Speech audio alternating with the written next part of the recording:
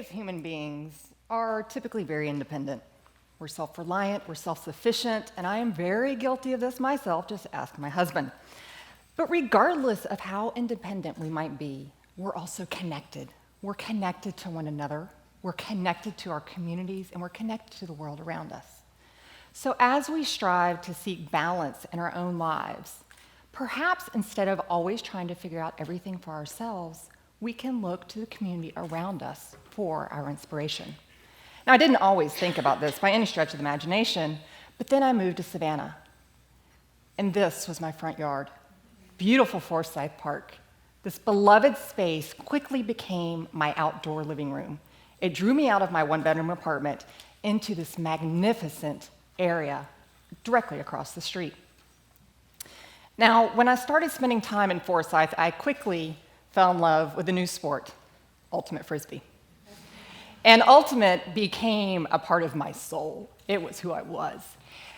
But not only was I in the best physical shape of my life through my experience with ultimate, I automatically had a second family.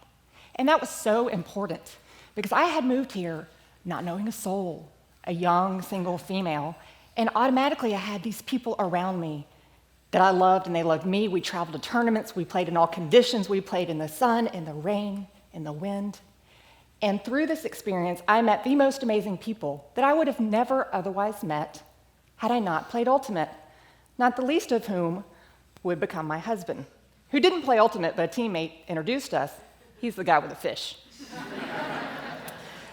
So what made this happen, what made this possible was Forsyth Park, this amazing area in our city. And for anybody who's spent any amount of time in a city with a park like Forsyth, you understand that it welcomes everyone. It doesn't matter if you're a picnicker, if you're a frisbee freak or in a soccer circle, if you're a sunbather of any type, it welcomes all. And there's every way to get there. Here, it doesn't matter your age, your gender, your culture, your socioeconomic status. This is a place we all belong. Now you contrast that with this. This is also a public park, but it functions very differently. It serves one purpose, play ball, and it does it really well. But if you look at a place like this, aside from the game days and the practice nights, it's silent, it's devoid of energy. It's not connected to anything around it. Now, when you look at the two parks alongside one another, it's easy to understand why they function so differently. The design is very different. But it's about much more than the design of the parks themselves. It's also about the surrounding context.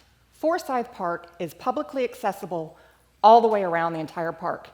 And more so, it's connected to the entire neighborhood surrounding it by 16 different streets and points of access into the park.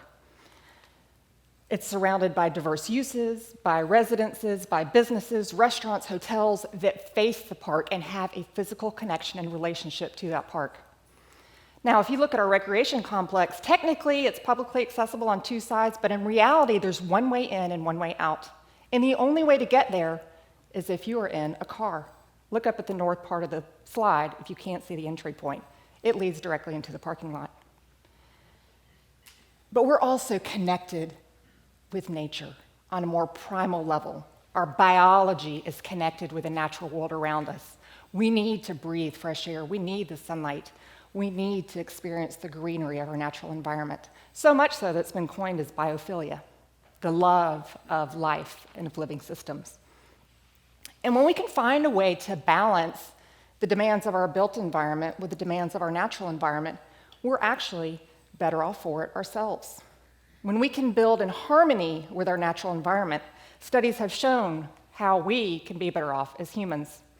For example, studies have shown that mental health and memory function are 10 to 25% better in buildings where occupants have access to natural daylight and can see natural views.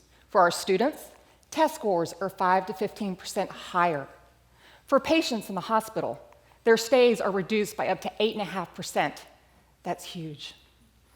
But beyond just the built environment within the buildings, when we look out to the communities as a whole, studies done by the University of Illinois have shown dramatic changes between a barren environment and one that is lush with vegetation. We know that crime goes down, Domestic violence goes down. Teenage girls have a higher level of self-esteem when they are surrounded with nature, even in an urban environment. For children who suffer from ADHD, their symptoms are lessened. They can concentrate better after playing outside in a green environment. And in fact, the need for our relationship with nature is so strong that physicians are now actually prescribing walks outside for mental health and for stress relief. But we need to connect to each other too. We're social animals. We need to connect with people. And when we have a built environment that facilitates the opportunity for us to meet one another, even if it's a very casual happenstance, we become better for it. Through a built environment that facilitates dialogue and interaction, we have the opportunity to meet people who aren't like us and to understand the many different cultures and people that are part of our community. And when we understand, we become more tolerant. And I think tolerance is probably something we can all use right now. But I want to go back for just a moment to my Ultimate story. So Ultimate's been around for a long time, right? It's been around since the 70s. So, I borrowed this from the Boston University team, isn't it great? So it's been around since the 70s. But when I moved to Savannah, I couldn't go out and find Ultimate because I didn't know what it was. I'd never even heard of the sport before. It wasn't until I knew the choice was there that I could make it. So let me present this in a different way. Ice cream. We've always had vanilla and chocolate and strawberry, and those are great. But then we have people like Stratton Leopold come along and give us chocolate chewies and cream and Chatham Artillery punch sorbet. Wow, our choices are just wide open. But we couldn't make that choice until the choice existed, right? So what choices are there for you to make connections with your community, to explore your world? Now here's the other thing Forsyth Park did for me. It changed my career. When I moved to Savannah, I had a degree in environmental science, and I was working in natural resource management and education. But then I became just enthralled with this built environment, with this city that I was living in, went back to Georgia Tech, got my degree in urban planning, came right back here. And as I continued to study communities with a natural science background, my understanding of the importance of diversity and interdependencies and relationships that make our ecosystems thrive, these are the exact same elements that make our communities thrive. So having that diversity is critical to the success of our communities. The way in which we build our streets to accommodate diverse users. But wait a minute, this might be more expensive to build bike lanes and sidewalks and street trees. Yeah, in the beginning, it might. But what are the long-term costs if we don't do it? Our healthcare costs are out of control. And if we don't change something, it's only going to continue. When we think about the diseases that are killing us, we know what they are. But do we think enough about what causes them? When we look at how we could change to decrease these diseases, we see the second leading cause is poor diet and lack of physical activity. And this is something that we have the ability to change. As we become more aware about our fitness, we've used technology through our Fitbits and our Jawbones and all of our different gizmos, which are great. They help us to understand how physically active we are. But in our ever increasingly busy lives, we don't always have time to go to the park or go to the gym. But what if we have a built environment that enhances our physical activity as a part of our day and not something else we have to fit into our schedule? That activity counts on your gizmo too. But if in order for the healthy choice to be the easy choice, the choice must be there at all. And this is even more important when we look at how we connect with our buildings and we look at the way that we practice what we're talking about. If you are in a building and you're gonna go from one floor to the other and the elevator is wide open, we're like water. We're gonna take the path of least resistance, and that's what we're gonna do, especially if the stairs are labeled as an area of refuge. Yike! Not where I wanna go. But what if the stairs look like this, right? You know, if you're at the top of that staircase, you're gonna have a different experience that you can only realize if you make the trek up the stairs. In residential communities and neighborhoods that have sidewalks, residents are 47% more likely to get 30 minutes of exercise or more a day. And then there's our children. When we provide safe routes for students to be able to walk or ride their bikes, guess what? They do it. But when we have a built environment that looks like this, it's not even possible.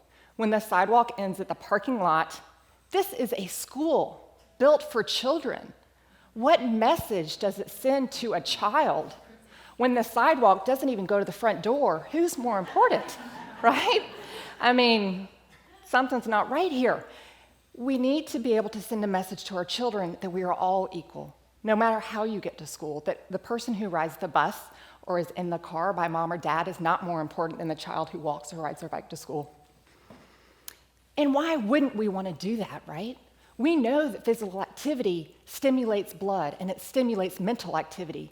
So why would we not want to prime our students for the best possible academic day they can have? But it's more than just sidewalks. It's also about the way in which our schools relate to our communities. When we place our schools at the edge of town, we physically, socially, and psychologically disconnect our children from our communities. These are our future leaders. How can we expect our children to become the future leaders we need them to be when where they're learning is in the middle of a cornfield and not the community? We know how to do better. We know how to build neighborhood schools. And yes, there are definitely challenges with neighborhood schools. But I would argue the opportunities are far, far greater. Not only can students then ride a bike to school, but they also become a part of the community. In this park close by the school I just showed, every day after school, it's filled with children. Children that are running and playing and having that much needed after-school energy release. But more importantly, maybe, look at the parents in the background. They're talking. They're getting to know one another. They're getting to know what's going on in their community, what's happening in their school. And this is where community is built. They're able to watch their children in a natural environment. It's spontaneous. It's genuine. But in order for this interaction to happen, there must be the public space to facilitate this type of dialogue. The more that we understand the connectivity within our communities, how one element relates to the other and how it relates to us, the stronger we will be. The more we can think in terms of systems and not of silos, our communities become more resilient.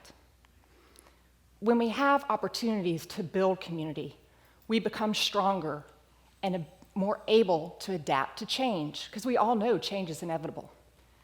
To paraphrase Charles Darwin, it's not the strongest of the species, nor the most intelligent to survive, but the one most able to adapt to change.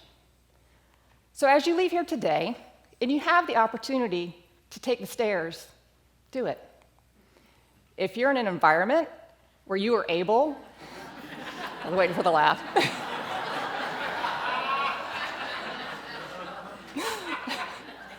I knew I had to pause over that one. So if you're in an environment where you can ride your bike instead of driving a car, not only will you feel better for it, but I guarantee you will notice things that you have never noticed before. And if nothing else, pick up a Frisbee and go to the park. It might change your life. It changed mine.